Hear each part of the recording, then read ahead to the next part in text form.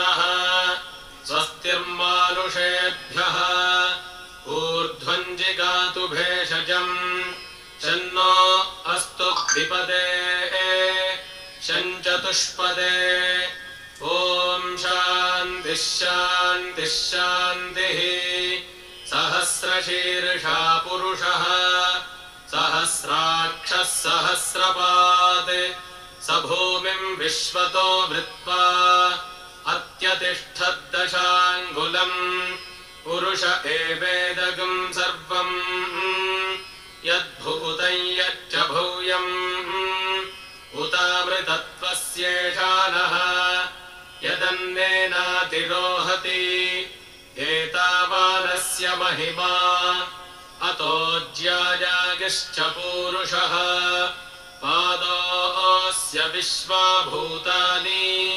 त्रिपादस्यामृतम् दिवि त्रिपादूर्ध्व उदैः पुरुषः पादोऽस्येहा भवात् पुनः ततो विश्वम् व्यक्रामत् शासनानशने अभि तस्मात् विराड जायत विराजो अधिपूरुषः स जातो अत्यरिच्यत पश्चाद्भूमिमथो पुरः यत्पुरुषेण हविषा देवा यज्ञमतन्वत वसन्तो अस्यासीदाज्यम् ग्रीष्म इध्मः शरद्धविः सप्तास्यासन् परिधरः त्रिः सप्तसमिधः कृताः देवायज्ञम् तन्वानाः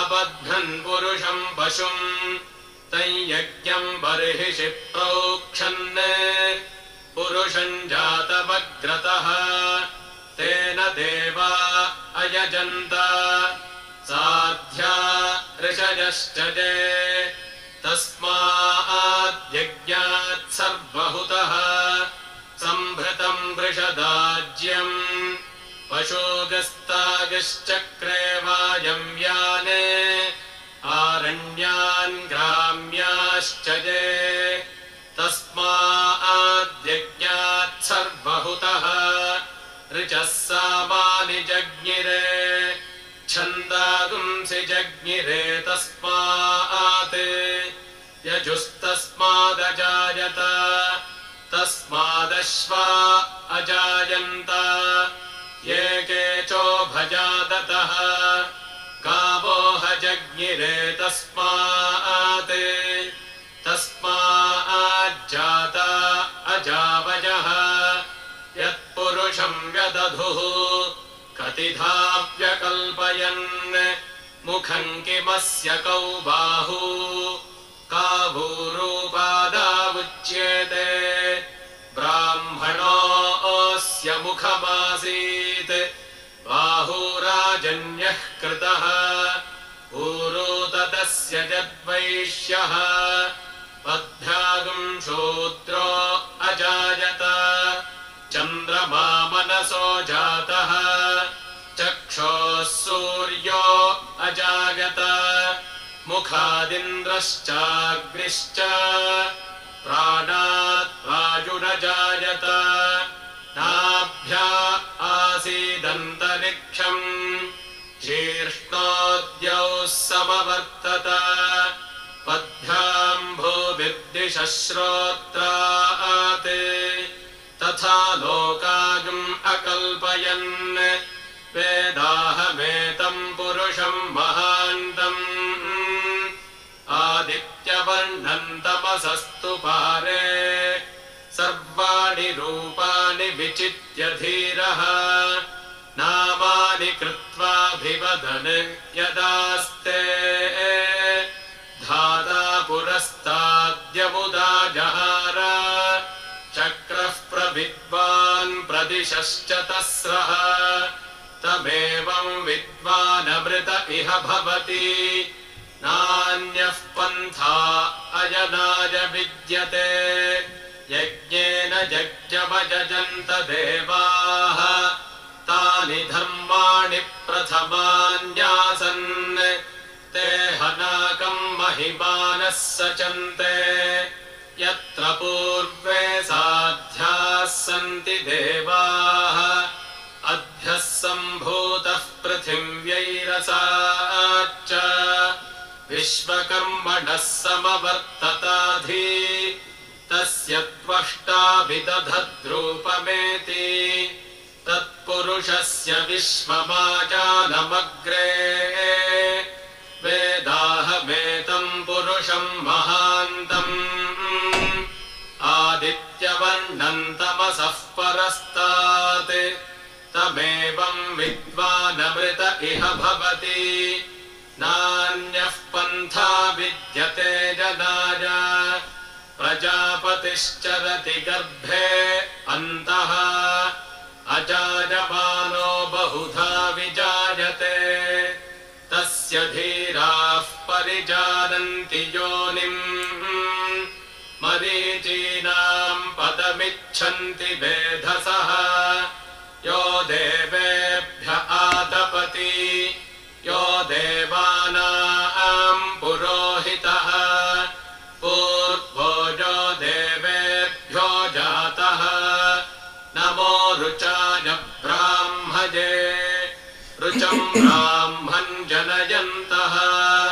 देवा अग्रे तदब्रुवन् यस्त्वैवं ब्राह्मणो विद्यात् तस्य देवा असन्वशे ह्रीश्च ते लक्ष्मीश्च पत्न्यौ अहोरात्रे पार्श्वे नक्षत्राणि रूपम् अश्विनं व्यात्तम् इष्टं मनिषाण अमुं मनिषाण सर्वं मनिषाण ॐ शान्तिः शान्तिः शान्तिः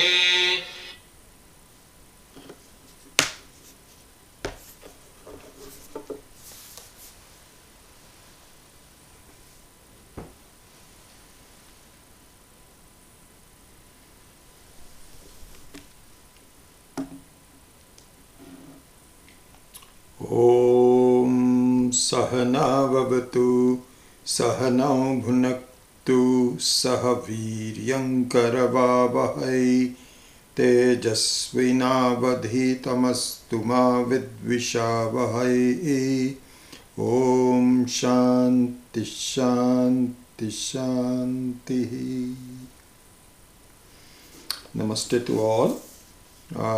Before we begin, I just want to let you know that I have been trying to make a contact with the Chalakare brothers, and with the help of Nagesh Avadhani, who is known to them. His sister in Bangalore actually knows them quite well.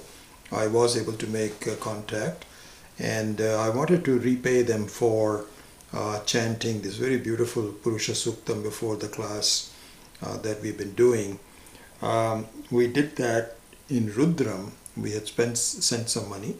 So anyway, their younger brother wanted to talk to me before accepting any money. So I'm waiting to talk to him, and then we will send the money. So I just wanted to update you on that. So today we will start this 8th mantra.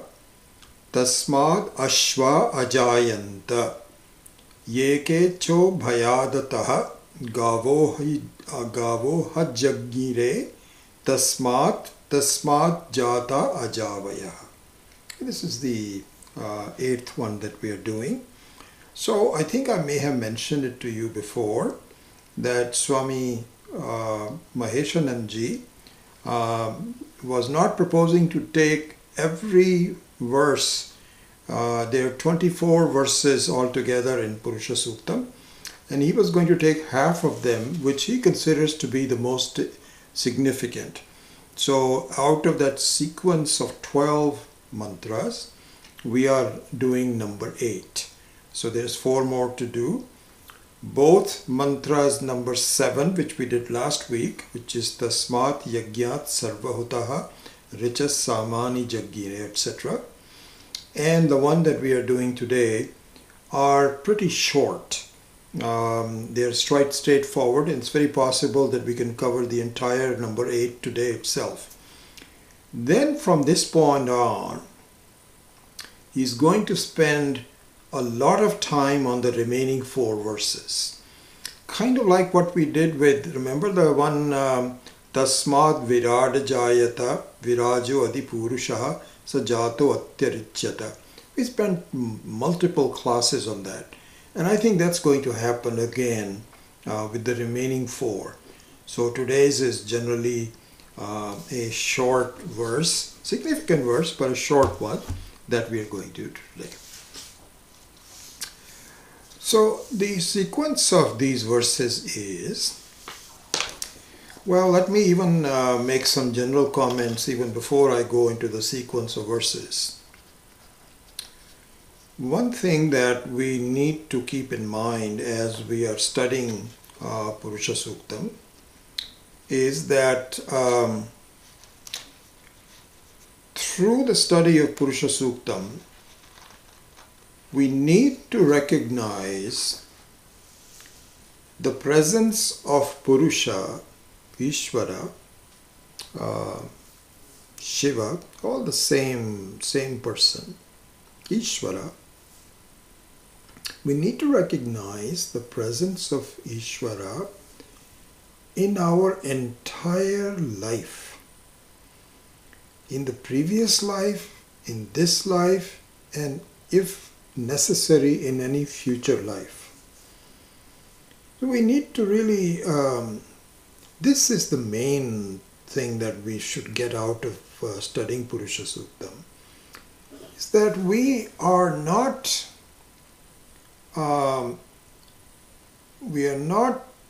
capable yet. We are not smart enough yet. We are not wise enough yet to recognize the presence of Ishvara. We just don't have a kind of complete sense. But I think that with the study of Vedanta in general and Purusha Suktam in particular that we are doing now, it allows us to see, at least from a introductory standpoint, which we have to actualize in our life, the presence of Ishvara in our life, in all aspects of it.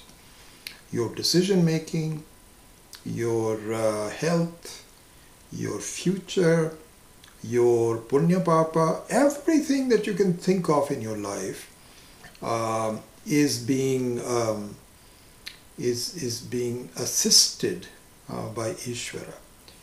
And I think one thing, just looking at one aspect of it, we can go on and on this, but if you just look at one aspect of it, is what Gita has pointed out, with Ishvara as the teacher to Arjuna, as through Sri Krishna has pointed out, that please see the continuous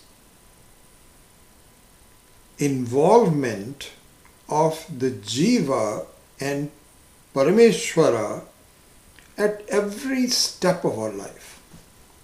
He says that, he says, look at this. So when he points out karmani eva adhikaraste ma kadachit phaleshuna, what he's saying is this: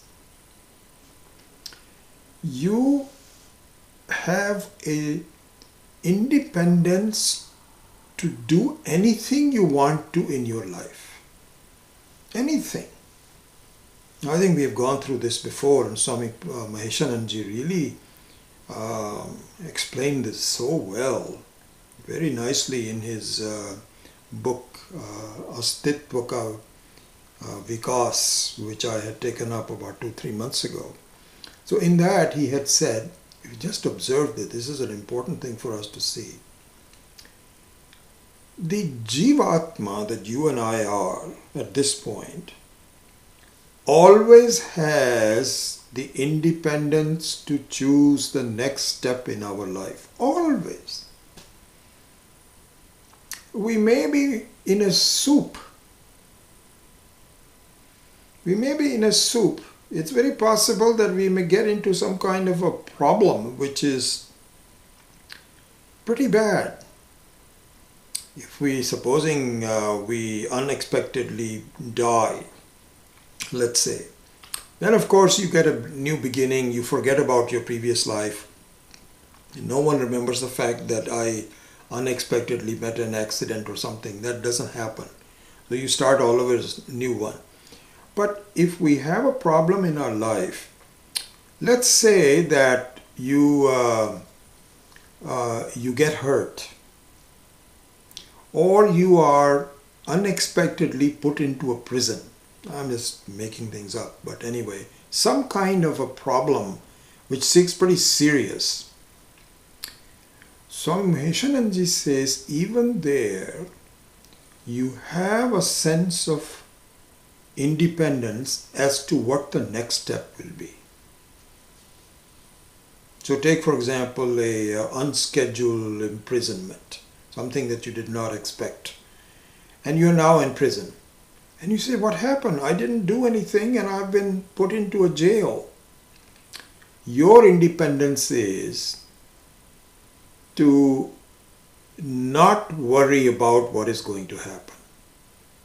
You can plan for it, but your independence is that you can just breathe long, you're still alive, and you can look at the positive side of the fact that you are still alive and that you have the ability, think properly.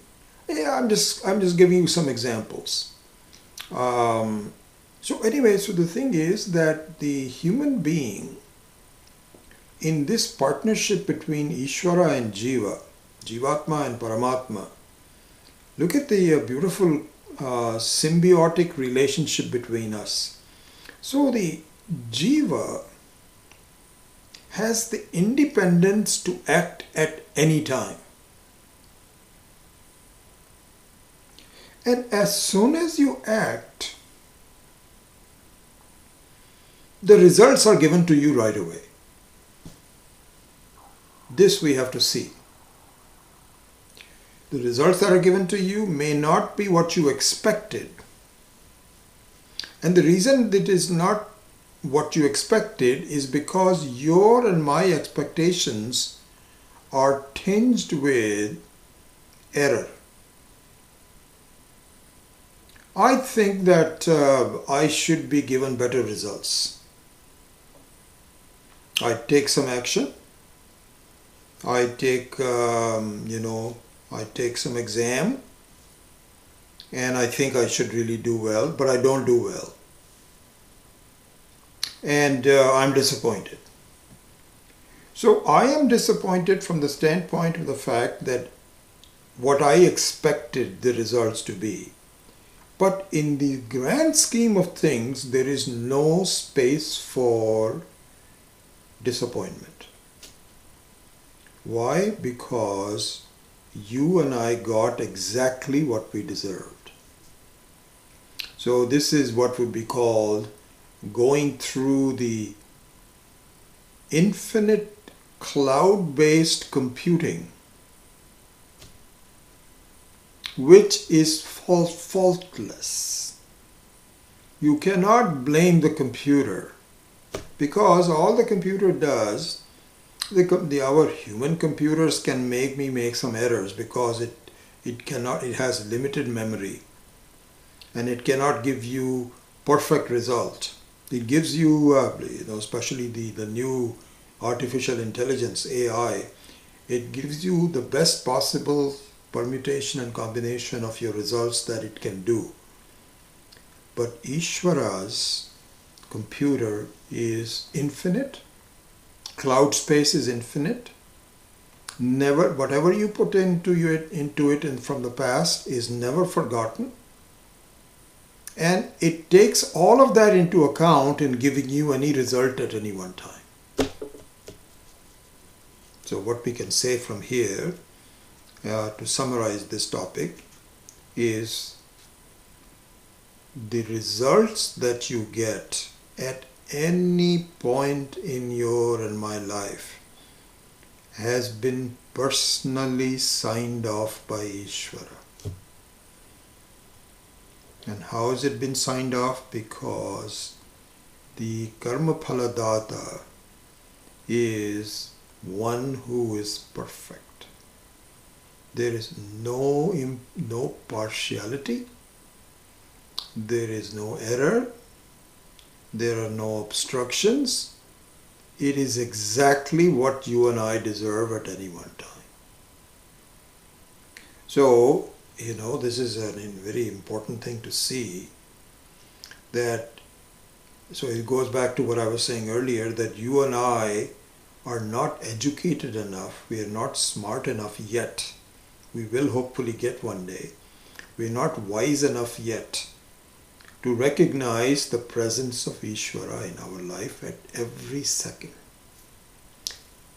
And one way to do that is to think about and to recognize what we just said, that every result that you get, Ishvara was involved in giving you the result. Every second.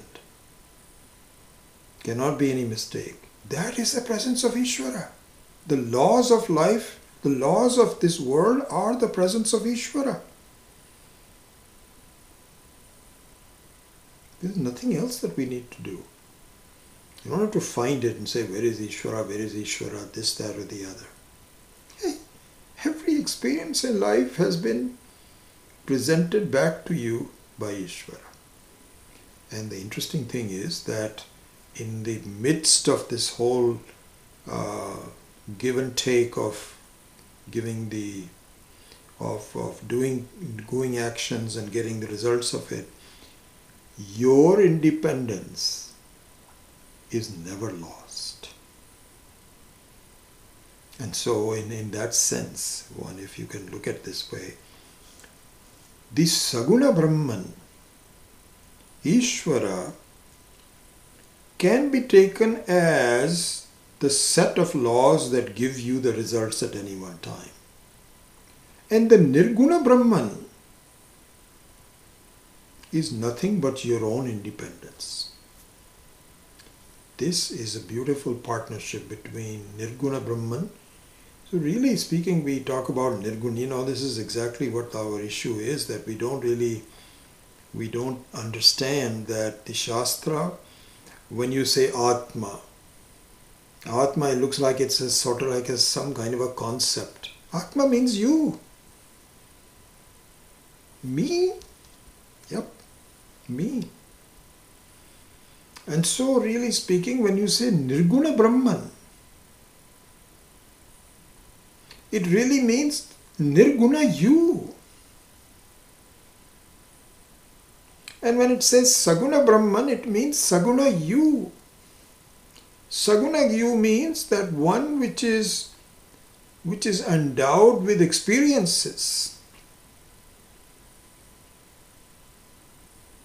And Nirguna you means one, despite all the experiences, remains independent. Is what we have to appreciate. Anyway, getting back to this, to the specific topic at hand, and this is what I wanted to introduce it, is that the study of Purusha Suktam, we should keep in mind, is to open our eyes to the presence of Ishvara. And also not only the presence of Ishvara, but the order of Ishvara. Nothing is disorderly. Everything has been very carefully designed so that the progress of you and I to recognize our independence is expedited. Expedited. The whole thing, I've already mentioned to you that the Varna Ashrama system, the whole discussion about Aranya Gramyascha Ye, is nothing but a scaffolding to allow us to build the house of freedom quickly. The Varna system, we are going to go into great detail about Mukham Kimasya Kaubahu Kavuru Padavucchede Brahmanoho, etc. This will be now verse number 11. Uh, but until then, we are now looking at the scaffolding structure of what has been given to us in order to expedite our sense of freedom. We should know that. What are the things that have been given to us? Swami Maheshananji says that he has talked about the yajna. We've already done that. Tasmat yajnat sarvahutaha sambhritam prishadajyam kashukastakas chakre vayavyan. So he's done that. He's talked about the very nature of the yajna, the very process of the yajna. And then it also said in the next verse, number 7, Tasmat yajnat sarvahutaha richas samani jaggire chanda gumsi jaggire tasmat yajus tasmat jayata.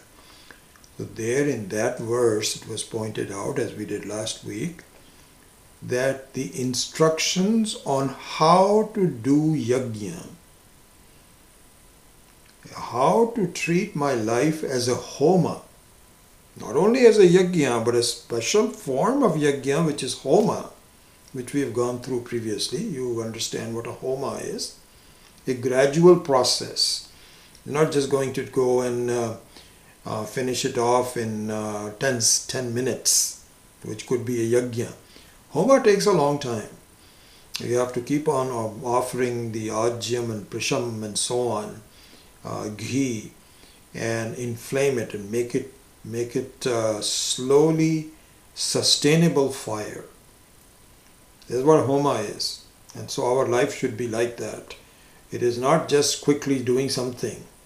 It is a lifelong process, really, which is a homa. Anyway, so the instructions on how to do yajna, how to treat your life as a yajna, are given in the Vedas. So it pointed that out. Richas samani jaggire chanda gumsi jaggire tasmat yajus tasmada jayata. So, as we saw last week, I can just add another thing to it. If you get a complicated, supposing you order some gadget, which is not a simple gadget, but it's a working gadget with, buttons and this, that, or the other. For example, I think the last one that I got, which reminds me, is my air purifier. When we had so much air, and really I was beginning to have my asthma come up, so one day I decided that I think I'm going to get a air purifier, and it has helped. So I got this air purifier, and it would be foolish for me to start opening the box and hook it on without understanding how it works, what to do. The instruction book should be done before starting to use it. That's exactly what Purusha Suktam is doing. He says, please follow the instruction book, which is in the form of Vedas. That's exactly what it is. So you do that. Now, in the present verse that we are starting today is the samagri, what is called samagri. So samagri means all the accompanying things that I should have, that Ishvara has given to me in order to do my homa properly. So there will be a lot of discussion about that, but in the very beginning, it now has given me all these, what is called sadhana in here. So outlining what is useful in the yajna. Make sure that you recognize all the samagri that you have. So in a yajna, for example, the pandit, the pujari will give you, okay, you sit here and then clean your hands, do the sankalpa, and then you offer this, and every time I do swaha, please put something in the fire. All of those is the accompanying parts of the yajna. So similarly here also, Purusha Suktam with this verse is now outlining the sadhanas, the samagri, the very parts of the instruments that I need to gather with me and recognize their importance as I do Homa in my life. So this is what it is. So there, the very first one it says is Tasmat Ashva Ajayanta. So Ashva means a horse. So one thing we should understand here, when Purusha Suktam says horse, it doesn't just mean horse. It means the type of help which is given by the horse. The type of instruments typified under the segment of a horse. What is that? Here Swami Maheswaranji pointed out that, listen, there is a two-dimension involved in conducting our life. One dimension is to change our position and move on to a new position. It was very simple like this, for example, to go from the kitchen to the bedroom and go to the bathroom, small thing in the house. Outside of that is to go to the garden. Outside of that you have to go to work. So there is movement involved in this experiential life. There is no movement in the Atma. But there is movement in the Jiva's presence in this creation. And this is how Ishvara, what are you going to do? This is very normal. When you are, there is no movement of water, but there is a movement of the wave. The wave goes from one place to the other. Through the various undulations of the water, it gets pushed around. So the horizontal travel is required, and you need some instruments. You need some instruments. There, the horse is the symbol of the instrument for movement. And the modern horse is the car or the airplane. And this is already given to you. So let's look at the natural structure of the instruments. So the natural structure is typified by a horse, which is allowing you to change your position from point A to point B. So this is necessary. So Ashva, Tasmat, Ashva, Ajayanta. Okay, now the other thing is that even if you don't change the position, you're sitting right where you are. You know, you're in the kitchen or whatever, wherever. You need to be surrounded by things that make you effective. So you see, this is the thing. So Ashwa is for movement, and most of the other things are where you are, which we will go into that in a minute. Okay? So now one other thing, as I mentioned to you, that the calling out of some specific things like Ashwa and Ajavayaha.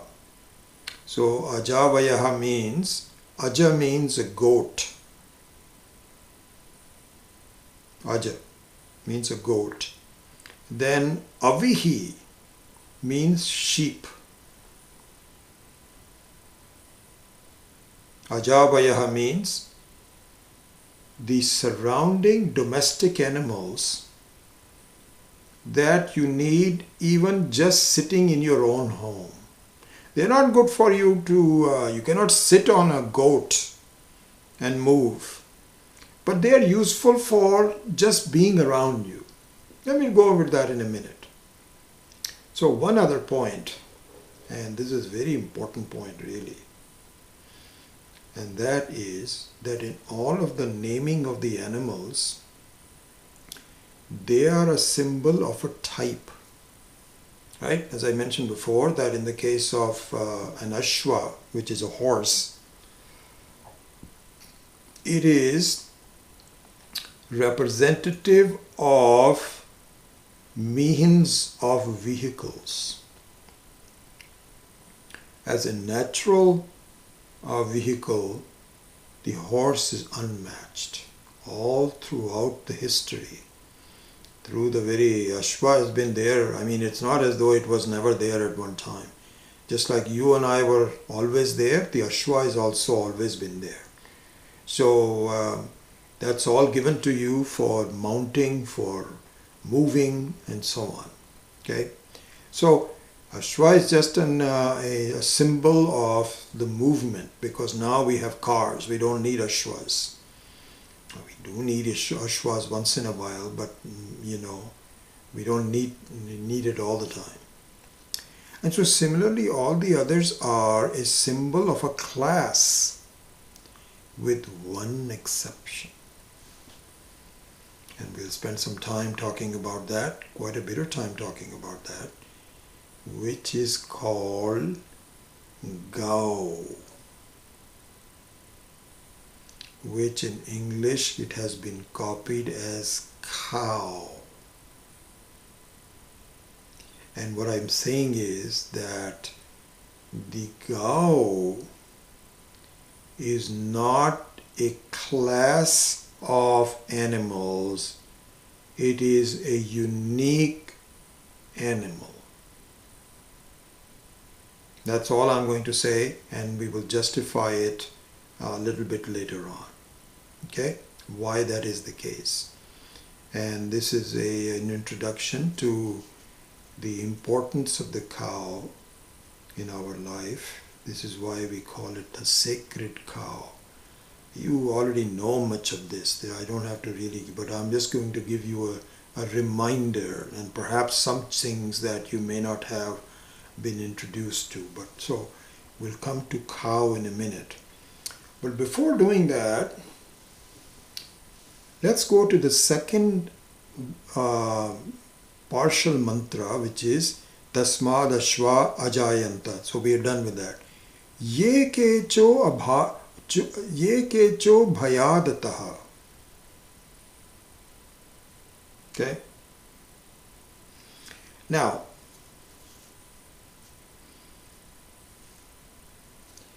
this introduces the design of Ishvara for vegetarian and non-vegetarian food. That is the main topic here. The reason for vegetarianism, the reason for non-vegetarianism, the design of why they were created, all of that is encompassed in these verses. So this is what I was saying, that the way treatment of Purusha Sukta is given here, that he's only taking half of it, is to go into an insightful depth into the meaning of each one of these verses.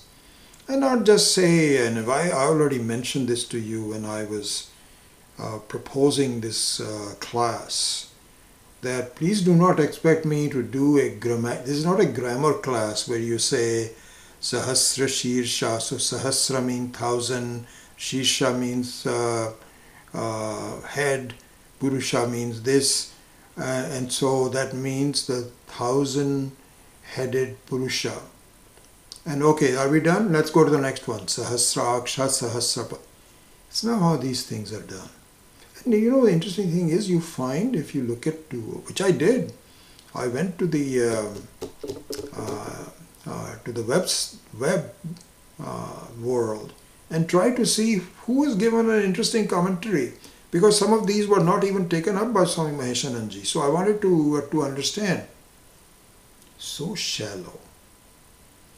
It's not a grammar class. It's a Vedanta class. So as a Vedanta class, each one of these mantras has been given a lot of depth by these Mahatmas, and we need to get a glimpse of it. So now let us look at this Ye Kecho Bhayadataha. So Swami Maheshananji says, listen, Ashva, a horse, has been made by Ishvara as a vegetarian animal. Lots of implications of that. Swami Dayanandji used to say that, and he, it's also from the same Shastra, but I remember him pointing it out. Because all these Swamis and so on, they get very passionate when they are discussing vegetarianism and non-vegetarianism, and it's a very common thread amongst all of these Mahatmas, all of these Acharyas. Swami Dayanandji used to say that, please don't tell me that you need to be a non-vegetarian because you want to be a stronger person. He said, please don't tell me that. Why not? Why don't we tell you that? Because, he says, one of the fastest animals in the world and the largest powerful animal in the world, which is a horse and an elephant, are pure vegetarians. They don't eat any meat. They will refuse to eat. The horse may be hungry. You and I may be vegetarians, but supposing we are stranded on an island and there is no vegetarian food, you know what we will do? We will kill a fish or something and then eat it. Not a horse. How pure the horse is made. Grass or nothing. So anyway, so the Ashva is made into a vegetarian. But vegetarianism has been offered by Ishvara. This is the reason for, you say, Ubhayataha. Ubhayataha means both of them. What do you mean by both of them? So this is the cryptic nature of these mantras. So the Mahatmas interpret it the right way. They say that both vegetarian food and non-vegetarian food have been offered by Ishvara. Okay, so the Ashwa doesn't take vegetarian food and doesn't take non-vegetarian food. Who is the non-vegetarian food meant for? Who should eat it? So here we have to put our thoughts into a couple of things here. In fact, I may break the pattern and introduce 2 or 3 things to make this point. So just to, I'm not doing systematically, but also in a way that you and I can understand it. So there are 2 aspects of understanding the non-vegetarian. Let's just say one, at least for the now, non-vegetarian food. The non-vegetarian food is introduced to maintain a natural order in the universe.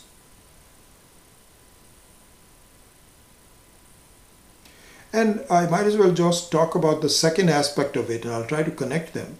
The second aspect of that is that the whole thing is a chakra. The entire creation is in the form of a circular aspect. So, Pashugasta Chakre Vayavyana. And I think chakra might have been someplace else also, I don't know. But really the whole creation is in the form of a circular, self-sustaining order. I'll come to that in a minute. But let's talk about the first one, that it is the non-vegetarian food is meant to maintain a natural order in the universe. How? Swami Maheshananji gives this point. He says that in the Yellowstone, he gives an example of Yellowstone Park in the US. He says in the Yellowstone Park, a long time ago, I don't know, maybe 100 years, maybe 200 years ago, there used to be it's full of animals of a variety of types, including tigers and lions. Yeah, there's not a single tiger or lion at this point, but they were there at that time. Now, when the Yellowstone Park was domesticated means that people came in for their own enjoyment. This is exactly why it's happening, is that you have the Amazon forest now being cut down, not as part of a natural order of the universe, but because it's being developed by Brazil. And similarly, when the Yellowstone Park was being domesticated, they said we cannot tolerate lions and tigers here because they are too dangerous for us. We want people to be camping out. So they killed all the lions and tigers. They shot them. This changed the natural order drastically. How? The number of deer increased dramatically. Swami Maheshanji points this out in great detail. He says there was a discussion over years on how to tackle this problem. Now there were so many deer, lots of problems with that. The whole ecological balance was disturbed by killing of the lions and tigers. And the same thing, this is just one example. The same thing happens in India. So the traditional role of snakes in the garden, snakes in the natural, not the garden, not the garden, but snakes in all over. The natural order was not to kill them, because the snakes also are part of the nature, and they are put there for a reason by Ishvara. We do not understand all the reasons, but we don't disturb it.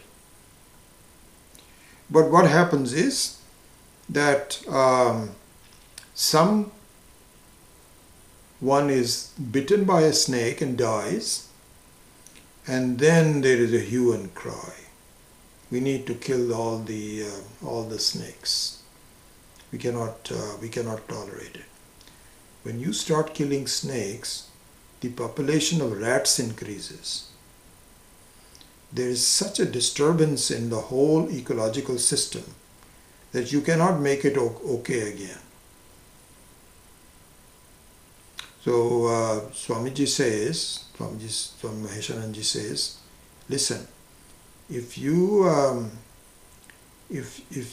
get run over by a car in an accident, will you ban all the cars? No. Then what happens if one person gets bitten by a snake? It shouldn't happen, but whatever the reason was, it was bitten. That doesn't mean that you kill all the snakes. There was a real case, I remember visiting, that was my first visit to the Anaikati ashram near Coimbatore. And I was told that one time there was a brahmachari who was living there just a few years back, because that ashram is relatively new. It's not that old. But so the brahmachari was living there, and he found a snake, and a dangerous looking snake. So he killed it. Because it was crawling around, and maybe even in fact perhaps even in his house or something. When it was found out by Swamiji and also the priests of the various 2 or 3 temples that were on the site, they were very upset by that. They said, no, we do not kill snakes. We do not kill snakes. And in fact, there were one of my Guru Bhais, Swami Vagishananda, who was with us in PRC, an American guy, and he's a wonderful chanter of even today. His chanting of the mantras was absolutely pure. So Swamiji gave him the name Vagishananda. And so he was telling me that he was staying. In fact, I was staying in a place where he was staying at one time.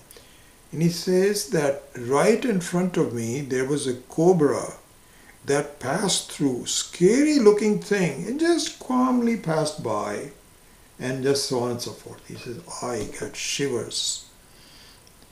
But the instructions were not to disturb the snake. Let it be. So here is the thing, going back to non-vegetarianism. Ishvara has made the lions as tigers as a necessary part of killing, of eating things that preserve the ecological balance.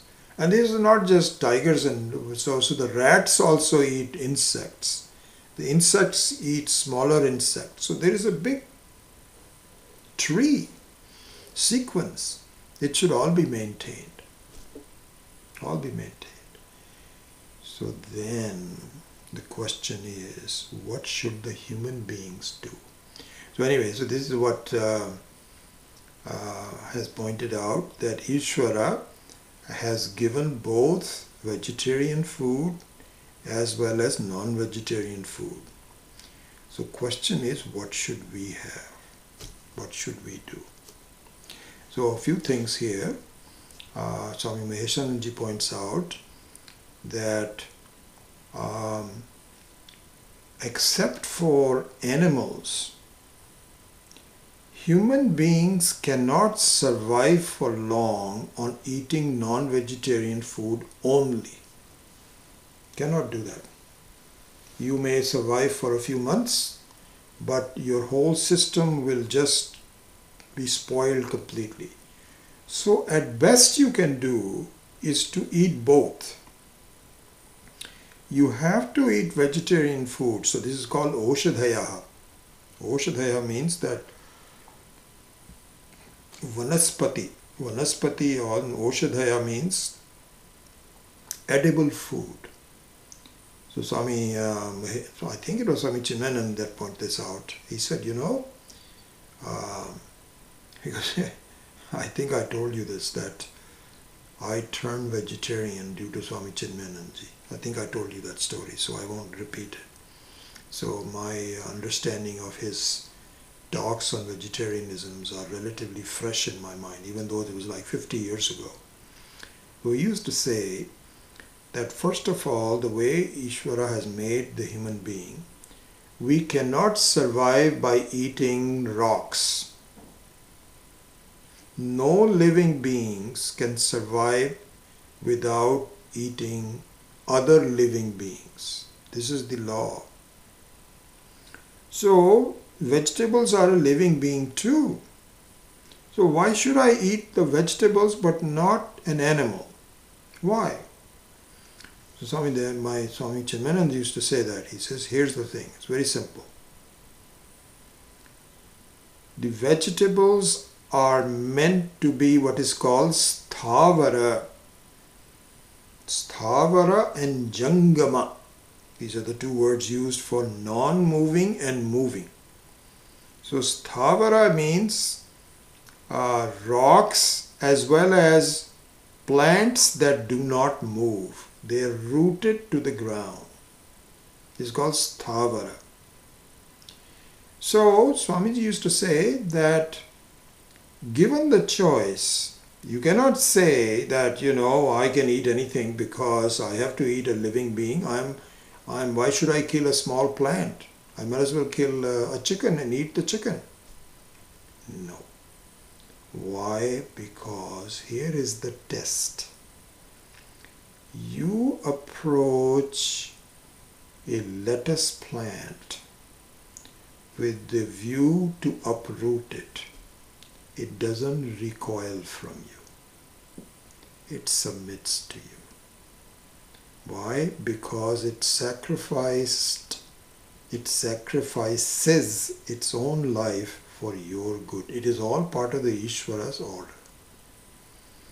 And any vegetable that we eat, in the next life, it may become a little better, and may become a human being. This is all Ishvara's order. But if you approach a chicken and you are trying to catch it, if you offer the chicken some food, it will be very nice to come to you. It will be very, very happy to come to you. But if you start to approach the chicken and it runs away from you, it is a signal, don't eat me. I don't want you to kill me. So, Chinmayananda used to say it is a very simple thing. As far as the human being is concerned, why do you want to incur? Because remember, in the very beginning we said that the whole sequence of life is karma and karma phala. And if you kill a living being that you're not supposed to, very sorry to say, you have to pay for it, sooner or later. In this giant matrix, it is not forgotten. You may forget it. You may forget it. No, it doesn't matter. I can do it. So what? What's the big thing? Try it. You will pay for it sooner or later. Don't do it. So,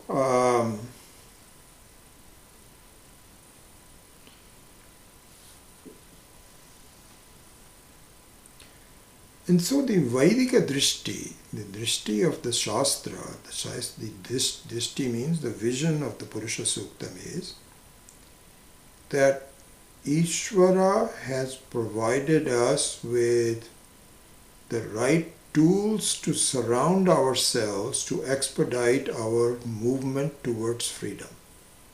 Carefully done. And if I ignore it or violate it, then I am hurting myself. And Purusha Suktam is also a guidebook not just for individuals but also for the society. So that part of the society will come later on. Already we had some aspects of the societal issues. The Gramyascha and Aranyan Gramyascha one, we talked about this. That really speaking, you're born in a family and you're born in a society. There also you have a choice. So if you keep on, if the pravritti marga is that this is fun, I like company, let's go to a movie together, and so on, let's get married, let's have children, let's have lots of friends, parties, you can do it, no problem. But you are going farther away from a self-examination of who am I, what is my life altogether.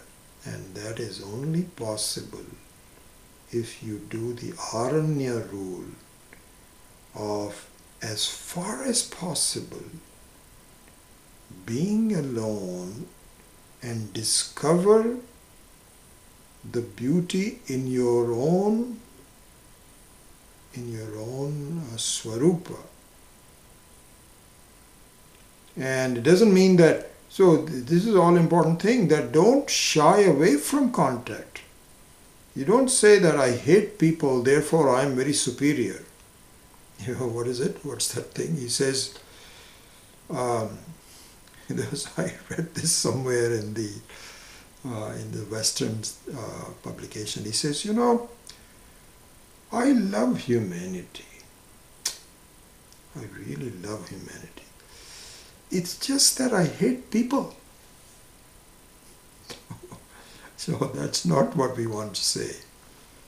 But you are neither overly fond of company, nor do you unnecessarily shun company. So anyway, so the instruction book here is two-dimensional. One is for yourself and the other one is your participation in the society. That will come later on.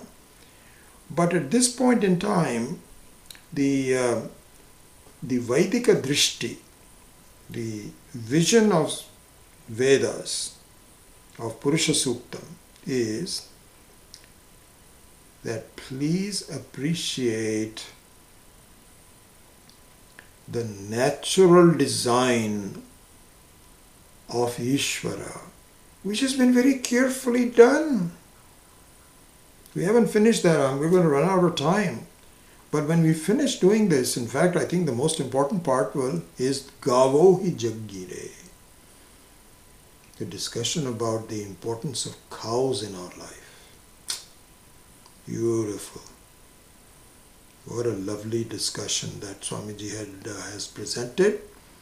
And we will go over that. But anyway, in the meantime, appreciate the natural order of things that are given to us as a sadhana, as a samagri for our yajna.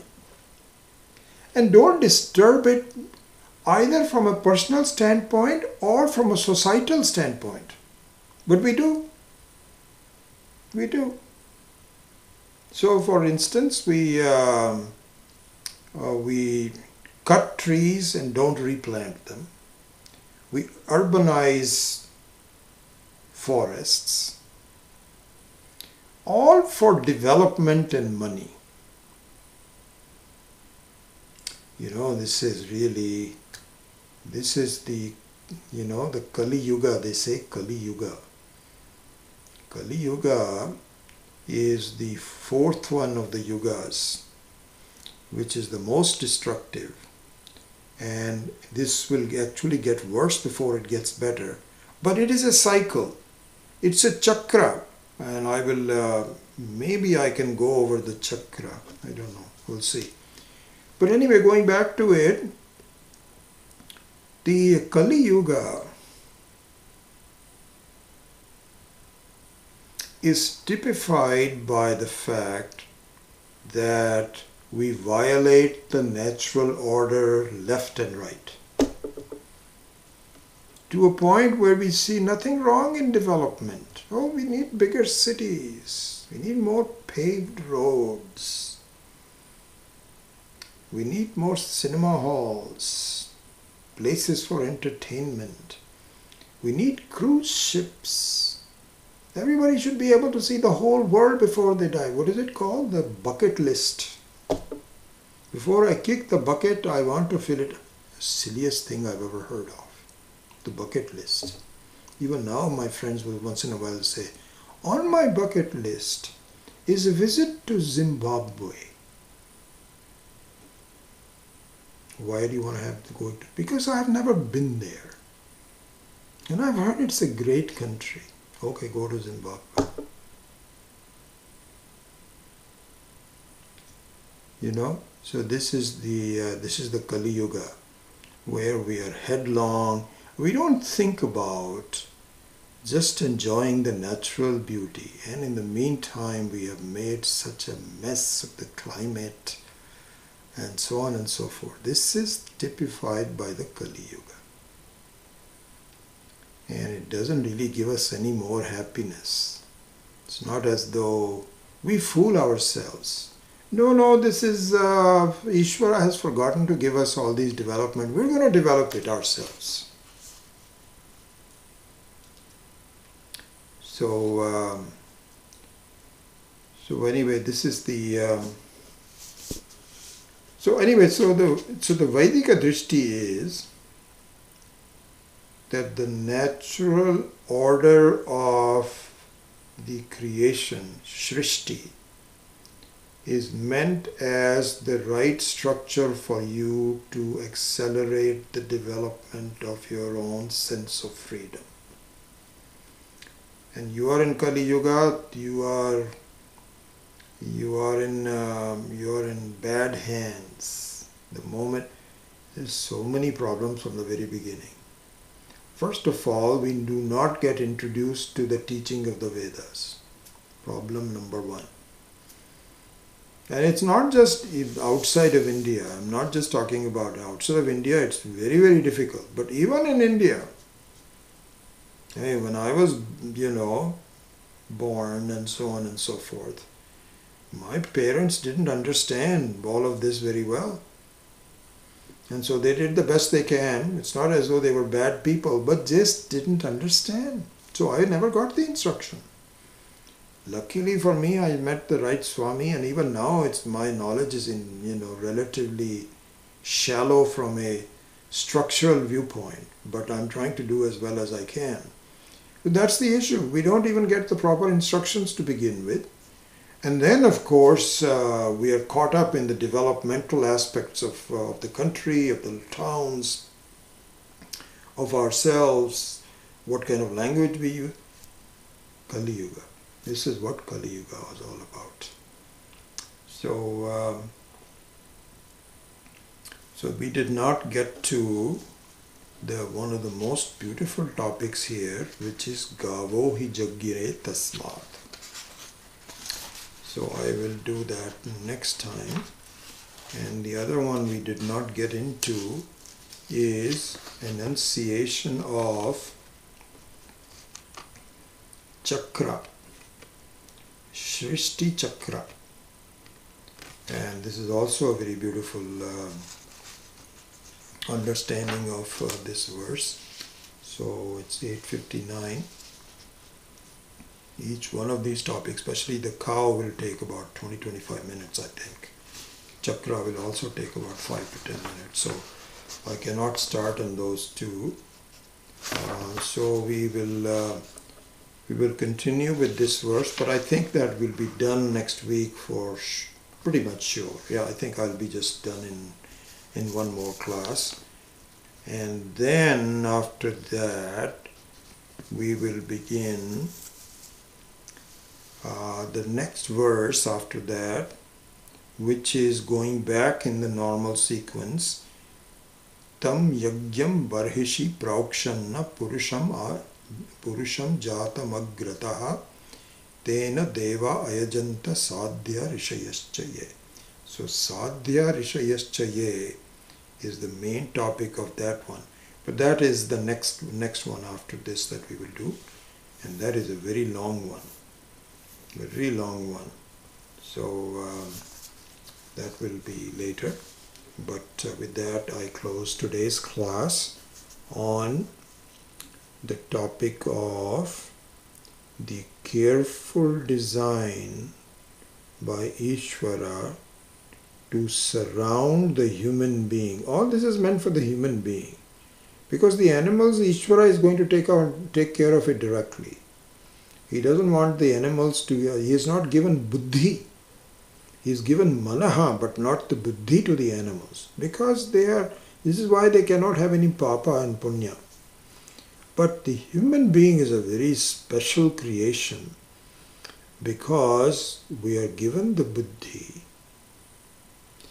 which means, you see, the animals cannot do anything wrong. This is what is meant by no buddhi. But the human beings have a choice. And we can make things worse for ourselves or make things better. And in order to make things better, we must understand what is going on. And in fact, it's interesting, I can close with this one and I'll pick it up again. This word jaggire is a special word which has two meanings. Both of them are correct, but one of them is unique. So one meaning is the same as ajayanta. Ajayata means was created. So jaggire means created. Gavo hi jaggire means the cow was created. But there is another meaning to word jaggire, and Swami Maheshananji has explained all the etymology, and I won't go into this, it's outside the scope of this class, but he has gone through a breakdown of the word jaggire, and he's quoted a verse by saying that the jaggire means an beginning of an understanding of why it was created.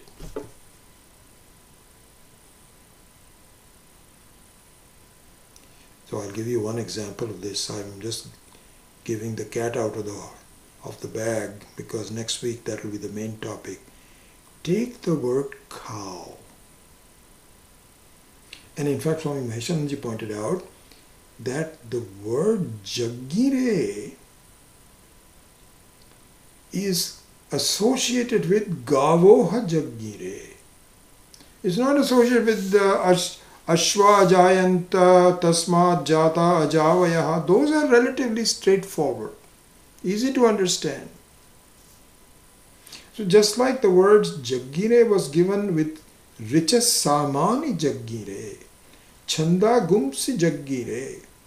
So the word jaggire means not only normal birth, but an understanding, a birth of an understanding. So here's the cat out of the bag. The cow looks like an ordinary animal, doesn't it?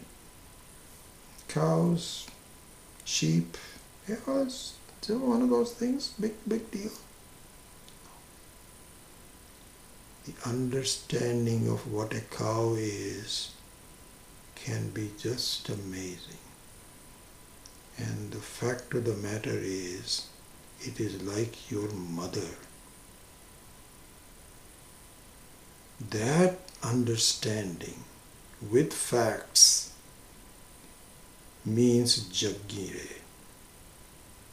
So we will go over that, why that is the case. Why is it like my mother?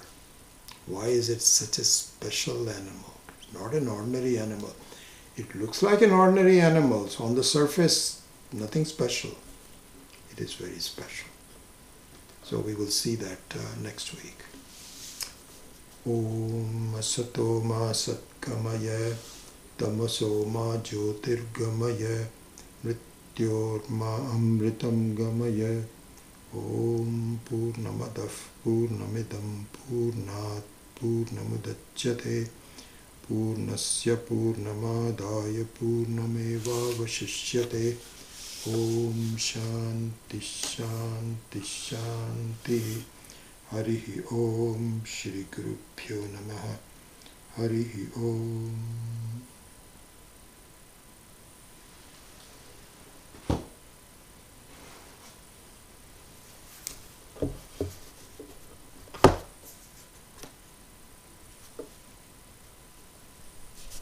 I can't shut this off.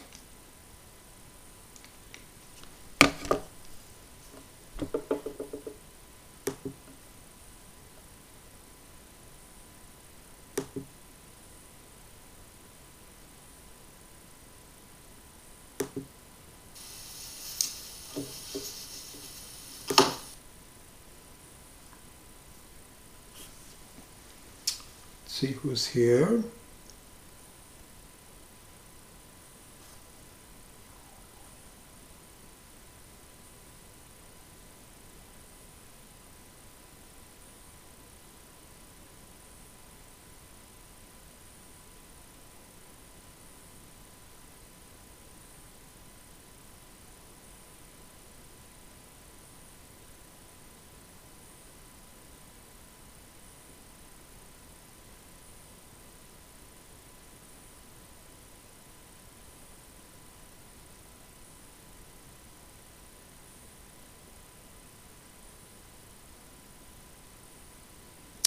So Shantikumar Chiluka writes, I read somewhere about a massive earthquake in Nepal about 10 years ago is the result of 5,000 buffaloes being massacred in a day for business.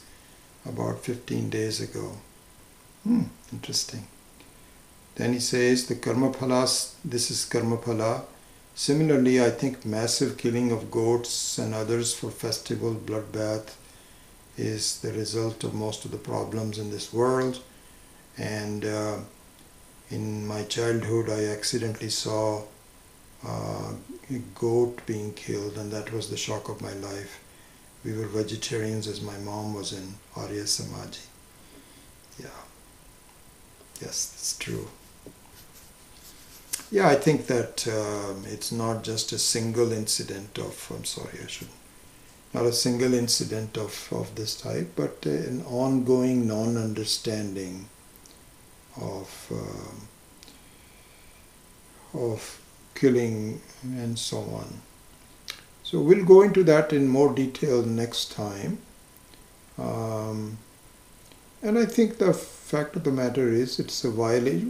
This is a very simple thing. I mean, our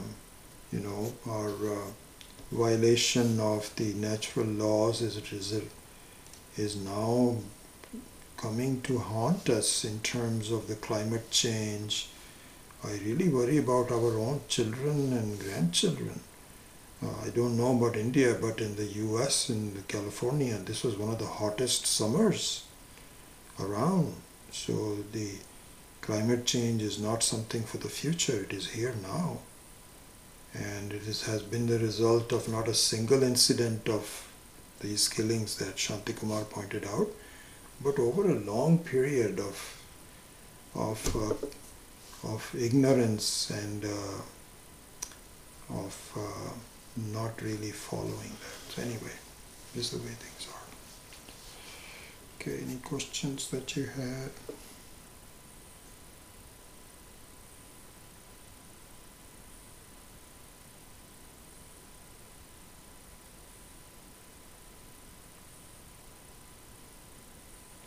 Maithili says, Guruji, isn't killing the animals considered as papa?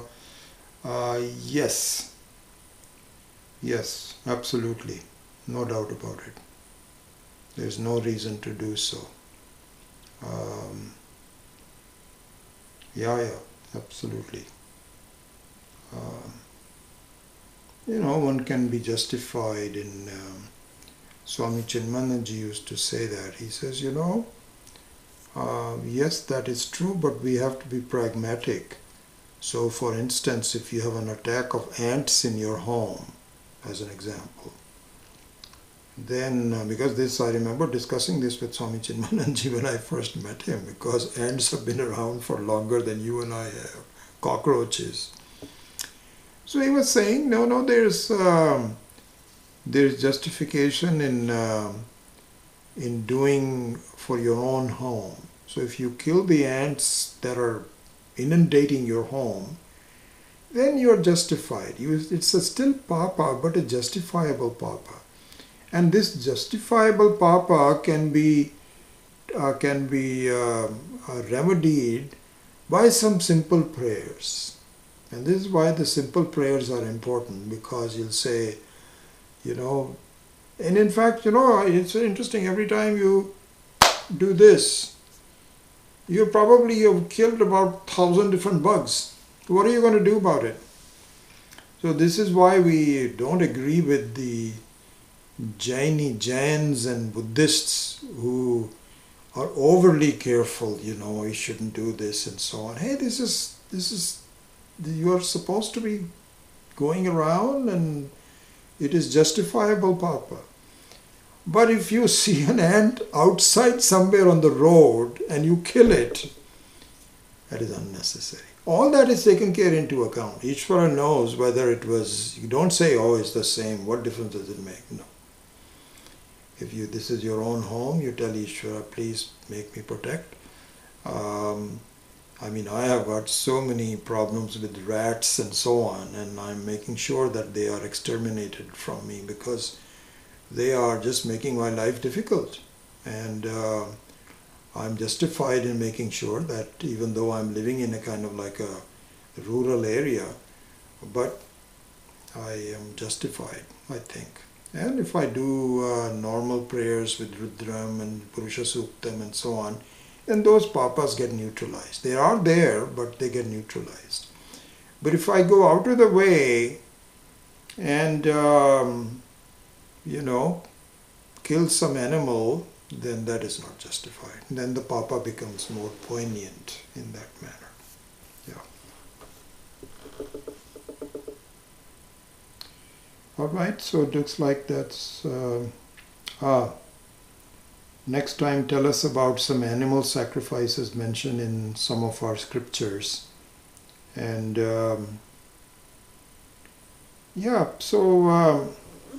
I think that the scriptural animal sacrifices, there is still some controversy about it. I'm not sure that I have the final word on that.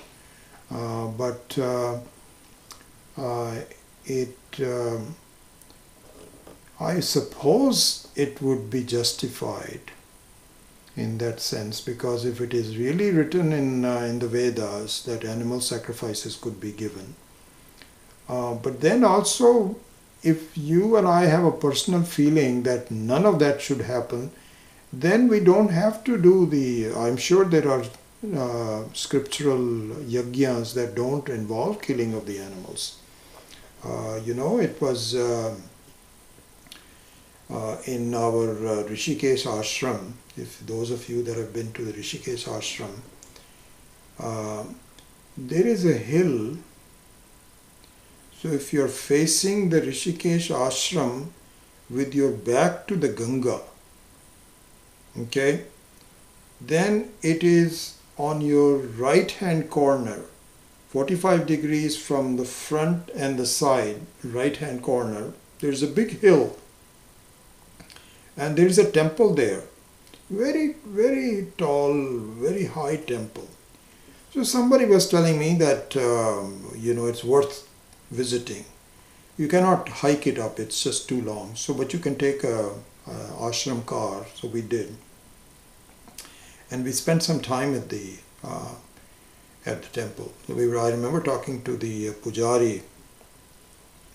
And there was a place there next to the temple where there was goat sacrifice being done. Not being done, has been done. It was all clean. So we used to ask, what is this? They said, we used to do goat sacrifices. So I said, what happened then? It turns out that I don't remember which year, it must be in the 1950s, I think, or 60s, somewhere there. There is a chief minister of UP called Mr. Sampurnananda. And Sampurnananda was very well acquainted with the Vedic scriptures. He was a scholar. Those of you may remember that, Sampurnananda.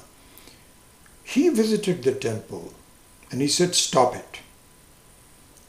And so the local priests all